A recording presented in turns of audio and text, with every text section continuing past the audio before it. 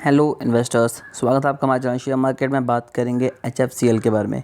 कुछ बड़ी ही interesting video ये होने वाली है, तो वीडियो को एंड तक ज़रूर देखिएगा। देखिए यहाँ पर आपको क्लियरली मेंशन कर दिया गया कि HFCL consolidate June 2021 net sale at ₹1206.87 crore, up 72.47% year on year basis पे। तो कंपनी ने तकरीबन 72% से ज़्यादा का जंप दिखाया है हमें ईयर ऑन ईयर बेसिस पे।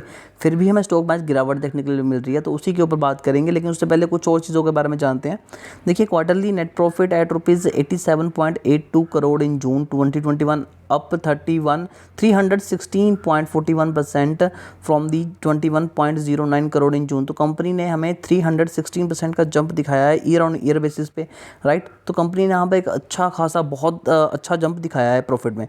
उसके बाद हम बात करते हैं EBIT TDA की, तो ये वो भी हमें जंप की बात करें तो 130% का जंप देखने के लिए मिल रहा है। EPS की बात करें, अर्निंग पर शेयर में जंप देखें तो वो भी 0.68 है जून 2021 का, जो कि 0.16 था। तो यहाँ पर भी तकरीबन एक ज़बरदस्त हमें जंप देखने के लिए मिला है। तो ये बड़ा ही एक पॉजिटिव साइन हो जाता है किसी भी कंपनी के लिए। सेकंड हम आगे चलते हैं। HFCL शेयर क्लोज, तो ये तो बताया हुआ कि शेयर कब कितने पर ट्रेड कर रहा था, जुलाई 13 को है। हम अभी करंटली की बात करेंगे। तो अगर तो इस न्यूज़ को देखिए तो यहाँ पर इस न्यूज़ के अकॉर्डिंग ये चीज़ होनी चाहिए कि स्टॉक में हमें तेज़ी दिखने के लिए मिलनी चाहिए थी, लेकिन स्टॉक हमें यहाँ पर गिरावट दे रहा है। तो वो क्या कारण है? तो देखिए, कभी भी हमारे सोचने से मार्केट नहीं चलती। मार्केट में बहुत बड़े बड़े इन्वेस्टर्स हैं, बहुत रिटेल इन्वेस्टर हैं जो पैसा लगाते हैं, निकालते हैं। और जब भी कभी किसी स्टॉक में प्रॉफिट बुकिंग होती है, तो अगर वो स्टॉक का प्राइस काफ़ी ज़्यादा फ्लक्चुएट करता है, तो लोगों में हमेशा एक फियर रहता है कि उसमें कहीं लोअर सर्किट ना लग जाए या फिर अपर सर्किट ना लग जाए। तो इसकी वजह से काफ़ी ज़्यादा लोग उसमें पैनिक हो जाते हैं और कई लोगों के स्टॉप लॉस वगैरह हिट हो जाते हैं, वो अलग कैटेगरी में आ जाते हैं। लेकिन हम यहाँ फ्रैंकली बात करेंगे कि इतने अच्छे रिजल्ट के बावजूद हमें यहाँ पर शेयर में गिरावट देखने के लिए मिल रही है। तो सबसे पहले अगर 5 दिन की बात करें तो हमें 5% की गिरावट देखने के लिए मिल रही है। 1 मंथ में हमें 53% के रिटर्न देखने के लिए मिले हैं। और अगर हम इसका मैक्स चार्ट निकालें तो हमें सारी पिक्चर क्लियर हो जाएगी।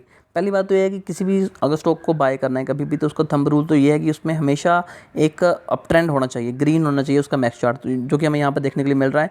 अब देखिए कि ये स्टॉक यहाँ पर 2002 से लेके करंट प्राइस तक क्या कर रहा है, एक कंसोलिडेट पीरियड में था और जंप हमें यहाँ पर देखने के लिए मिले।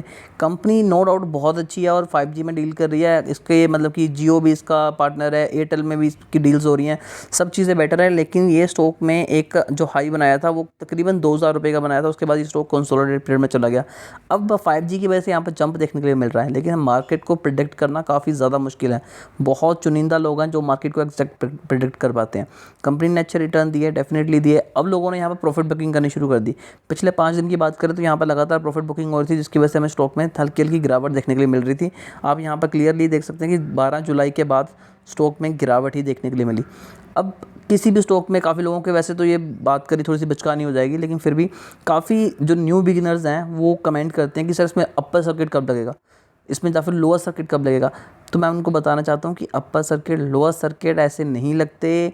जब भी हम किसी शेयर को बाय, अगर कोई भी शेयर की डिमांड है मार्केट में, उसके शेयर बहुत ज़्यादा अवेलेबल हैं, तो उनमें अपर सर्किट लोअर सर्किट लगना काफ़ी ज़्यादा मुश्किल हो जाता है। अगर मैं एग्जांपल की बात करूँ तो आप देख सकते हैं कि HDFC बैंक की एग्जांपल ले लीजिए, चाहे रिलायंस ले लीजिए, उनमें आपको बहुत रेयर होगा कि उसमें आपको अपर सर्किट देखने के लिए मिले या फिर लोअर सर्किट देखने के लिए मिले, क्योंकि उसमें मार्केट में तो उनके शेयर काफ़ी ज़्यादा अवेलेबल है। सेकंड ये है कि अपर सर्किट तभी लगता है जब ऐसी कोई न्यूज़ आ जाए।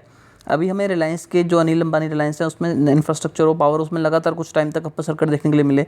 शुगर स्टॉक में हमें अपर सर्किट देखने के लिए मिले। उसके पीछे रीज़न सिंपली 2 थे। एक तो मार्केट में उनके शेयर की अवेलेबिलिटी कम थी। सेकंड रीज़न ये था कि वहाँ पर कोई सेल ही नहीं करना चाहता था। अगर मान लीजिए आपने कोई 10 रुपये की चीज़ ली और मैं आपको बोलूँ, आपको पता है कि कल को इसका प्राइस 20 रुपये होने वाला है, और मैं आज आपको बोलूँ कि मुझे 15 रुपये की दे रहे हो, आप देंगे? आप कभी नहीं देंगे। डेफिनेटली शेयर्स के साथ भी ऐसा होता है कि जब कोई सेल ही नहीं करेगा तो ऑब्वियस है कि वहाँ पर अपर सर्किट लग जाएगा, या फिर जब वो लोअर सर्किट लगता है तो कोई खरीदना ही नहीं चाहता। अब कभी भी कोई शेयर अगर लोअर सर्किट में लग रहा है तो आप ऑर्डर डालिए, आपको आराम से मिल जाएंगे। अगर आपका शेयर अपर सर्किट में आप उसको सेल करना चाहेंगे तो आराम से सेल हो जाएगा, लेकिन वहाँ पर क्वांटिटी काफ़ी ज़्यादा फ्लक्चुएट करती है। इसकी वजह से अपर सर्किट और लोअर सर्किट लगते हैं। ये कोई इंडिविजुअल नहीं लगाता, आप या मैं चाह के भी हम अपर सर्किट लोअर सर्किट नहीं लगा सकते।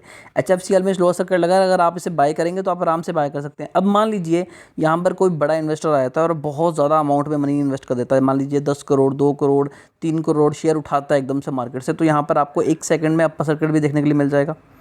यही चीज़ें होती हैं, तो इन चीज़ों को समझ के लगाना चाहिए। और जो शेयर छोटे होते हैं, प्राइस कम होता है जिनका, उनको फ्लक्चुएट ज़्यादा होता है वहाँ पर।